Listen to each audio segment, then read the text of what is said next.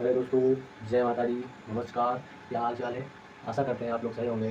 तो आज मैं आप लोगों के लिए कुछ ट्रिग्नोमेट्री के क्वेश्चंस लेके आया हूँ, जिनमें पूछ लिया जाता है कि मीनार कुछ मीटर लंबी है तो उसकी छाया कितनी दूर बनेगी, या उसका कोण कितना है, अवनमन कोण क्या है, उन्नयन कोण क्या है। इन सारी चीज़ों के बारे में मैं आपके सामने कुछ जानकारी प्रकट करता हूँ और पूरा प्रयास करता हूँ कि आपको इन सारी चीज़ों को बिल्कुल आसान तरीके से मैं आपको समझा पाऊँ। पूरा प्रयास करता हूँ। तो आप इस चैनल पर आखिरी लास्ट तक बने रहिएगा, और अगर क्वेश्चन समझ में आ जाए तो लाइक और सब्सक्राइब जरूर कीजिएगा मेरे दोस्त। तो आइए मैं आपको क्वेश्चन की तरफ लेके चलता हूँ। क्वेश्चन करने से पहले मैं आपको कुछ बेसिक नॉलेज देना चाहता हूँ, जो कि इन क्वेश्चनों को करने के लिए ज़्यादा लाभदायक होंगे हो। तो आप पहले हम उस टॉपिक पे बात करते हैं जिससे हम आसानी से क्वेश्चन को लगा सकते हैं।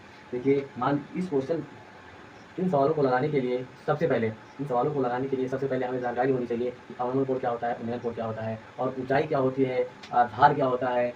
इन सभी चीज़ों के बारे में जानकारी होनी चाहिए। तो आपको मैं सबसे पहले बताता हूँ कि ऊंचाई क्या होती है। लंबाई, मान लिया कोई भी वस्तु है, मान लिया एक पेड़ है, मान लिया कि यह एक पेड़ है। इस पेड़ की इस लंबाई को हम क्या कहते हैं? तो ऊंचाई कहते हैं। क्या कहते हैं?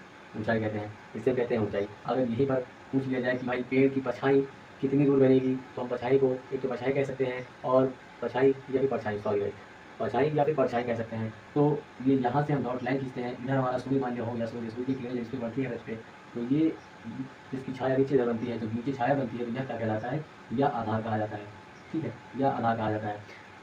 अब इसमें इस तरह के क्वेश्चन में लोग, जो हमारे छोटे भाई और बड़े भाई बहन हैं, उनको तो लगता होगा ये तो बहुत ईजी है, इसमें तो बस पाइथागोरस प्रमेय लगा देंगे और आंसर आ जाएगा। तो हाँ भाई, आप सही सोच रहे हैं। पाइथागोरस प्रमेय लगाने से इसका आंसर तो निकाल सकते हैं। अगर पाइथागोरस, हाँ एक बात नहीं निकाल सकते, अगर पाइथागोरस प्रमेय से कोण के बारे में पूछ लिया जाए तो पाइथागोरस प्रमेय सिद्ध नहीं कर सकती। पाइथागोरस प्रमेय से हम सिर्फ इस लाइन को हम बता सकते हैं कि कितनी बड़ी आएगी या कितनी लंबी इसकी लेंथ होगी, तो हम बता सकते हैं। लेकिन अगर पूछ लिया जाए इस कोण के बारे में बताइए, तो नहीं बता सकते। तो आज मैं आपको सिखाने वाला हूँ कि अगर कोण के बारे में पूछ ले तो कैसे निकालेंगे, अगर इसकी लंब की ऊंचाई पूछ ले, या आधार की ऊंचाई पूछ ले, या फिर कर्ण की ऊंचाई पूछ ले, मतलब कि हम 3-4 चीज़ें पूछी जाती है इस क्वेश्चनों में, हम सब के बारे में जानकारी देंगे और पूरा विवरण बताएंगे कि हाँ कैसे आप बिल्कुल आसान तरीके से लगा सकते हैं। तो बिल्कुल लास्ट तक आप बने रहिएगा। अब हम आपको बिल्कुल नॉर्मल क्वेश्चन से लेकर के, बिल्कुल बेसिक से लेकर के और हाईएस्ट लेवल के क्वेश्चन तक ले चलेंगे। भाइयों, आप मेरे साथ बने रहिएगा। आइए, तो सबसे पहले हम देखते हैं, यदि आपको उन्नयन कोण के बारे में पूछा जाए कि भाई अब बताओ कि बेटा उन्नयन कोण क्या होता है, तो आप मेरे भाई कैसे बताएंगे?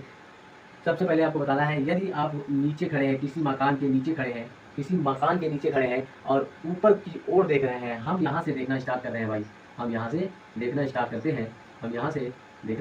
हैं, तो हम इधर नीचे से ऊपर की ओर देख रहे हैं। जब नीचे से हम ऊपर की ओर देखते हैं और नीचे यहाँ पर कोई कोण बनता है, तो इसी कोण का नाम उन्नयन कोण रखा गया है। उन्नयन कोण नाम रखा गया है। इसी के बारे में जानकारी हमें चाहिए थी, जो कि मैंने आपको बता दिया। तो आप अब बता सकते हैं, कोई पूछेगा उन्नयन कोण कहाँ बनता है, तो हम बता सकते हैं जब हम नीचे से ऊपर की ओर देखते हैं। कहाँ देखते हैं? जब हम नीचे से किसी चीज़ को ऊपर की ओर देखते हैं, जहाँ से मेरी नजरें देखना स्टार्ट करती हैं, वहाँ से जो एंगल, जो कोण बनता है, वह हमारा उन्नयन कोण होता है। अब आते हैं आगे। अब एक और बात पूछेगा कि अच्छा उन्नयन कोण के बारे में तो जानकारी मिल गई, लेकिन अब आप हमें बताइए कि अवनमन कोण क्या होता है। तो जस्ट इसका उल्टा बता दीजिएगा कि पहले तो हम नीचे से देख रहे थे ऊपर की ओर, लेकिन अब अवनमन कोण में क्या होता है कि अवनमन कोण में हम ऊपर से नीचे की ओर देखते हैं। मान लिया कि अब यहाँ पर हम यहाँ ऊपर चढ़ गए और यहाँ से देखना स्टार्ट कर दिए, नीचे की ओर, तो जो यहाँ पर कोण बनने वाला है, यह हमारा अवनमन कोण कहलाता है। तो इन दो चीज़ों के बारे में आपको शायद जानकारी हो गई होगी, अवनमन कोण क्या होता है, उन्नयन कोण क्या होता है। अगर नहीं हुई होगी तो अभी आगे जैसे जैसे चलेंगे वैसे वैसे अवनमन कोण क्या होता है, आपको जानकारी होती जाएगी। आप ध्यान धारण करके बस चैनल पर बने रहिए और यह वीडियो लास्ट तक जरूर देखिएगा दोस्तों। तो अब मैं आपको बताने वाला हूँ यहाँ पर, 1 मिनट, मुझे 1 मिनट का टाइम दीजिए, मैं थोड़ा इन करा लेता हूँ उसमें।